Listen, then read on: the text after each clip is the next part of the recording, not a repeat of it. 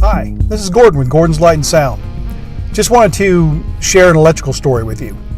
I was with a customer the other day, and she was telling me about her neighbor who had been trying to do repairs, upgrades in preparation of selling her house. And the neighbor basically, I don't know what she did specifically, but she caught the house on fire. And she wasn't even home when it caught on fire. The firemen had to come and break down her garage door, break through it, and get inside to put out the fire. So I just wanted to talk a little bit about electricity and how we kind of take it for granted.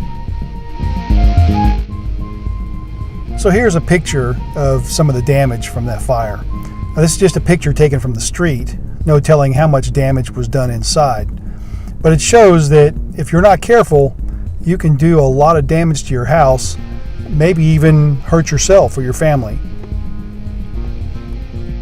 This is something I found in an attic. I was doing work for a customer, something unrelated to this.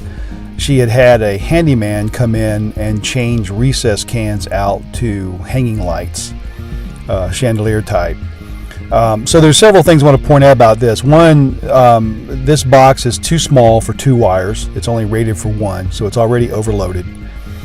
2, no bushing. The casings of the wires aren't even into the box. And so you have conductors there that can rub up against the metal. There's no bushing there. I'm guessing that the box probably isn't grounded on the inside either. So there's the chance in that box could become energized and have no way to trip a breaker if it's not grounded properly. So this is one example of a problem where when someone who really isn't qualified to be doing this kind of work, sure, hanging a fixture is easy. Sure, twisting a wire nut on a black wire and a white wire, it's not rocket science. It's the other stuff that will mess you up, cause a problem, and sure, this could never be a problem, or this could burn your house down.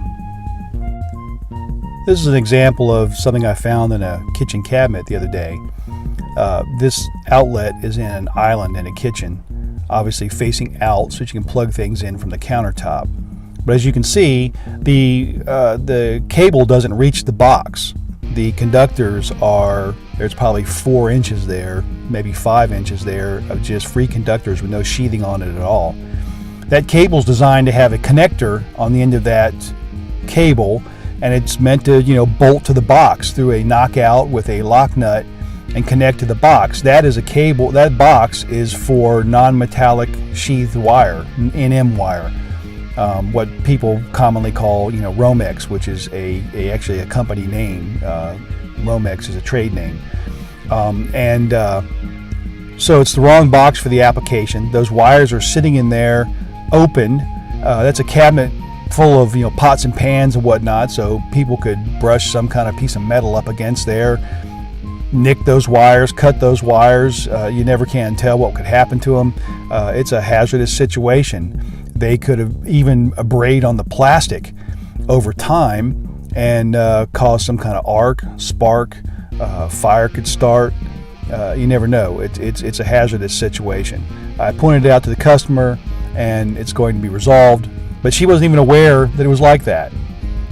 So again, you got to know who's working in your house, what they're doing. Can you trust them to do the job right? If you're doing things yourself, then you need to educate yourself enough to know how to do things correctly. Connect cables to the boxes correctly, ground boxes correctly, use the correct outlets, use the correct connectors, and things like that to avoid hazardous situations and to make sure that someone isn't going to get electrocuted or start a fire by the work that has been done.